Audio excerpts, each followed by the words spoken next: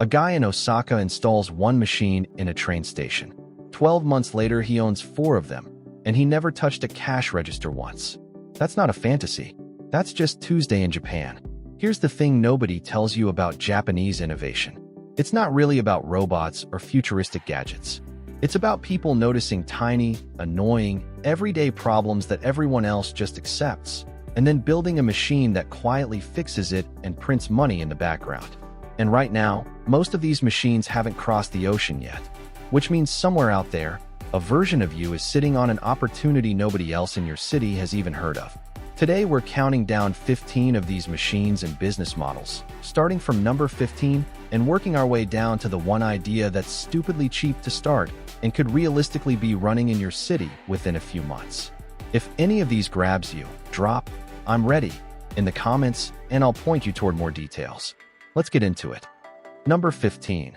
The vending machine that sells almost anything. Everyone thinks they know vending machines.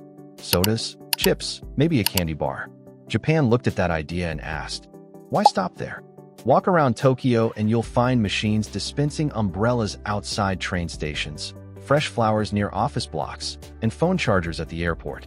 The machine itself usually runs somewhere between $1,000 and $5,000 depending on the size and whether it has card readers or remote inventory tracking built in. The real trick isn't buying the machine.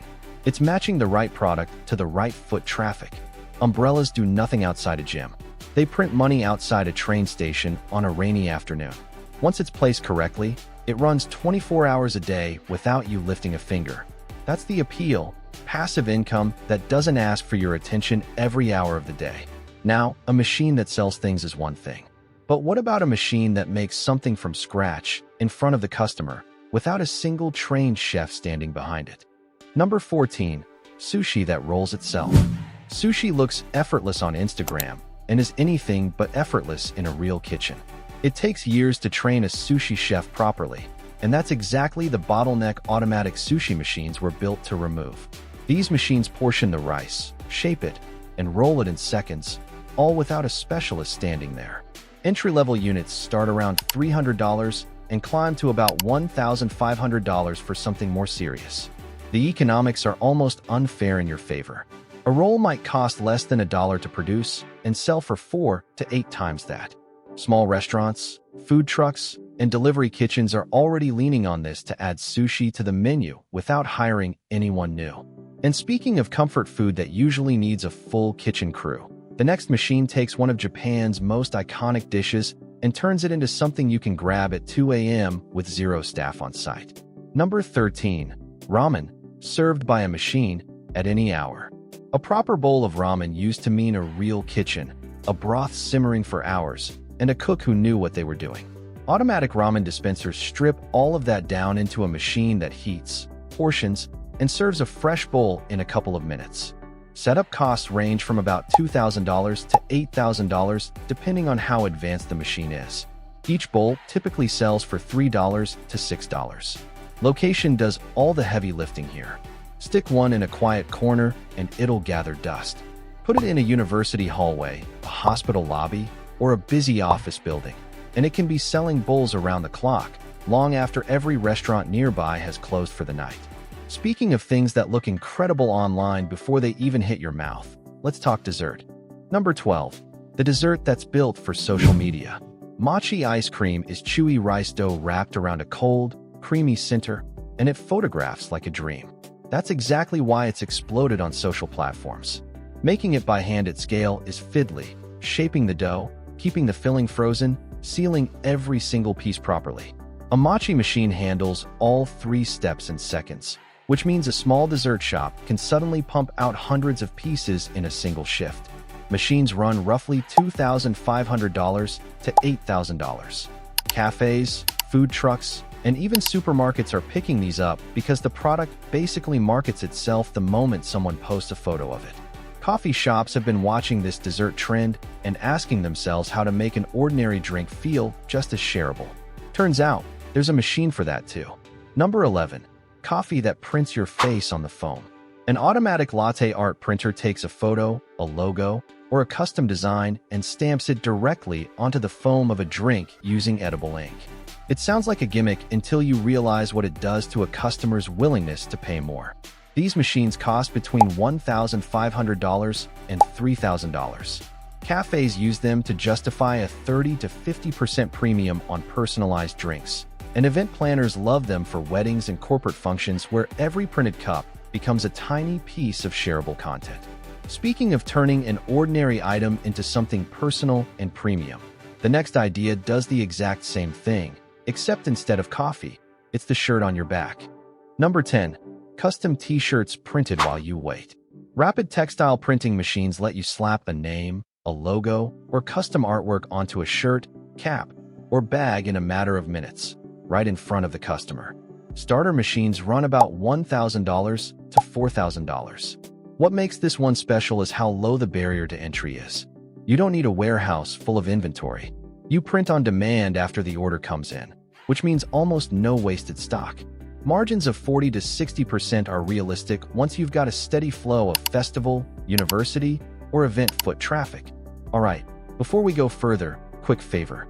If even one of these 10 ideas made you think, wait, that could actually work where I live, tap the like button right now.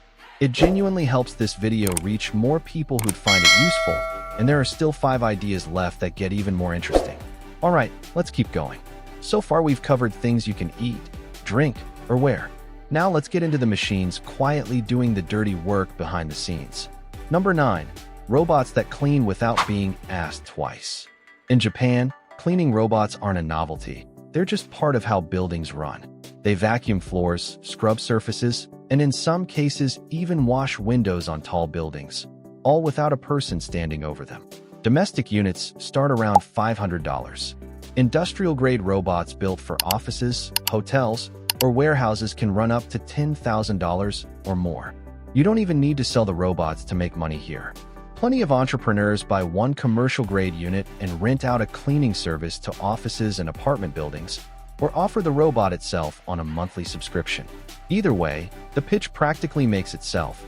A short video of the robot working a large floor unsupervised tends to get a business owner's attention fast. Now, if a robot can clean up a mess, the next idea flips that entirely. It turns the mess itself into a revenue stream. Number 8. Trash that pays you back. Plastic bottle recycling machines take empty bottles, crush them, and prepare them for reprocessing. And a lot of them reward the person dropping the bottle in with cash, points, or discounts. A unit typically costs $2,000 to $6,000.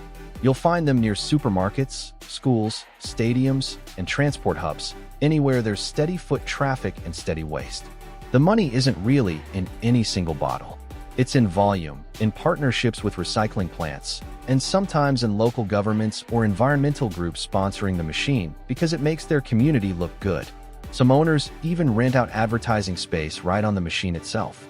From turning trash into cash, let's go from the ground up, literally, to a machine that grows food indoors, whatever the season happens to be doing outside.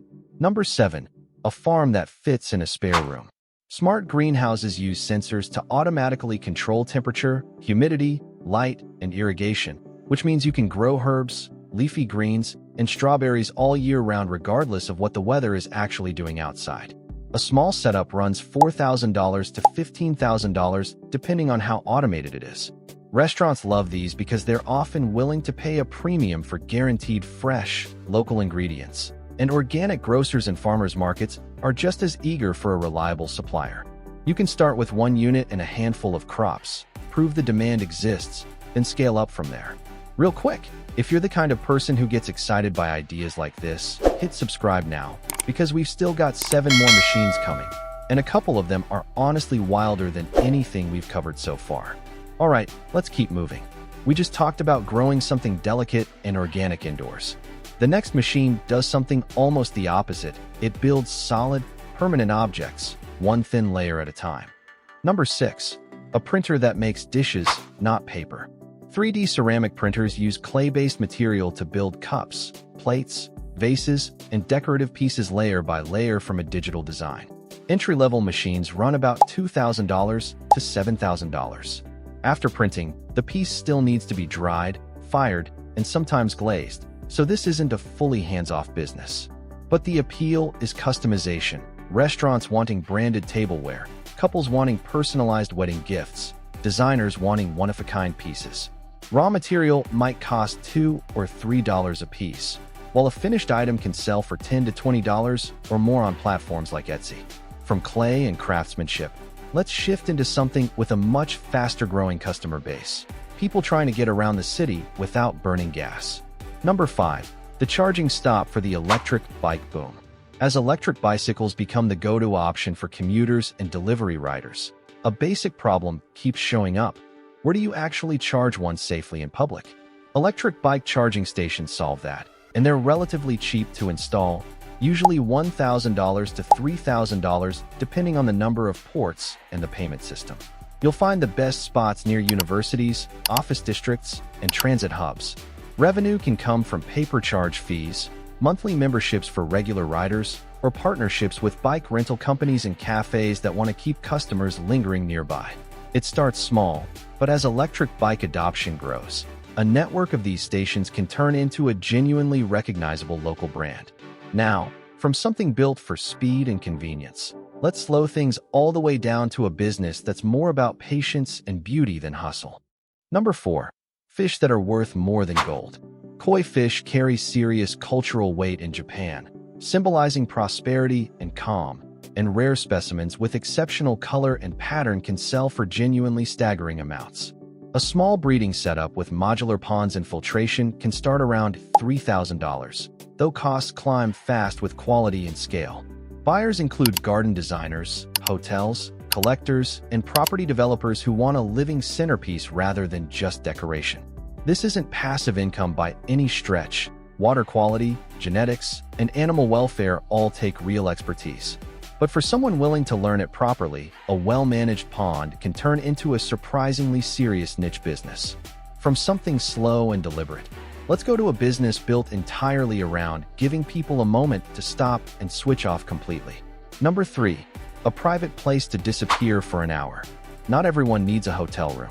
Sometimes a traveler with a long layover, a student between classes, or an exhausted office worker just needs somewhere private to lie down for a while. Rest capsules solve exactly that. Compact pods with a bed, lighting, and ventilation, usually priced around $2,500 to $6,000 per unit. Airports, bus terminals, and universities are prime locations, and customers typically pay by the hour or by the block of time. Multiple capsules can fit into a surprisingly small footprint compared to traditional hotel rooms, which means the return per square foot can be excellent once occupancy is consistent. From a place built for total silence, let's flip it completely. The next idea is a business built entirely around letting people be as loud as they want, with nobody watching. Number 2. Sing your heart out. No audience required. Private karaoke booths remove the single biggest barrier to karaoke, the fear of singing in front of strangers. These soundproof pods let individuals or small groups sing privately with professional sound equipment and a massive song library. Installing a booth runs $3,000 to $10,000 depending on size and tech. They do well in malls, cinemas, and entertainment districts, with customers paying by the minute or in fixed time blocks. Because the experience is private, the audience is much bigger than just confident singers, students killing time, friends celebrating a birthday, travelers waiting for a bus all become potential customers. Okay, before we get to the very last idea, I want to ask you something. Out of everything we've covered so far, which one would you actually try first? Type the number in the comments. I read every single one, and it helps me figure out which machines to dig deeper into for future videos. And if you haven't already, now's the moment to subscribe, because idea number 1 is the most accessible one on this entire list. Alright, let's close this out. Number 1.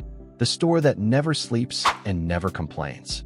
Japan's convenience store culture is legendary, and 24-hour automated stores push that idea to its logical extreme. Using smart shelving, self-checkout, and digital payments, these compact shops can run with minimal staff, sometimes none at all during certain hours. A setup typically costs $5,000 to $20,000 depending on size and technology. They thrive in office buildings, residential complexes, and neighborhoods where every other shop closes early. The product mix matters enormously. coffee and snacks near offices, milk and household basics near apartments. You don't need to open a full store on day one. Most people start with a single small module, study what actually sells, and expand from there. And that wraps up all 15.